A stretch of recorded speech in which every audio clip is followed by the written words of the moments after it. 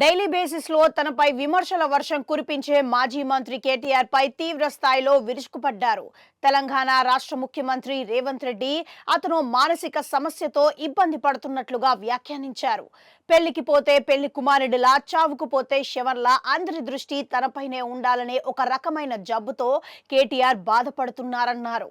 ఈ సందర్భంగా కేటీఆర్ పేరును నేరుగా ప్రస్తావించని CM Revanth Reddy attention seeking disorder తో బాధపడుతున్న నాయకుడిగా మంచి డాక్టర్ కు చూపించండి, డబ్బులు తక్కువ పడితే సీఎం రిలీఫ్ ఫండ్ నుంచి ఇప్పిస్తా అంటూ మండిపడ్డారు.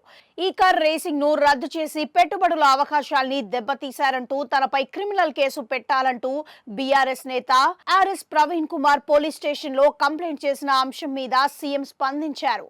తాము విదేశాల నుంచి పెట్టుబడులు తెచ్చామని, విదేశాల్లో సొమ్ము దాచుకున్న నేత తరపు ఫిర్యాదు చేసిన ప్రవీణ్ కుమార్ బానిస మానసత్వం నుంచి బయటకు రావాలని సూచన చేశారు. భారీగా పెట్టుబడులు సాధించినందుకు రాష్ట్రంలో అంతా సంతోషపడుతుంటే ఒకే ఒక్కడు విపరీతంగా బాధపడుతున్నారన్న CM Revanth Amazon, Sun Petrochemicals, Infosys, Wipro, HCL ఇలా అనేక ప్రముఖ సంస్థలు ఒప్పందాలు చేసుకుంటే కొందరు లేఖితనంతో, అజ్ఞానంతో మాట్లాడుతున్నారు.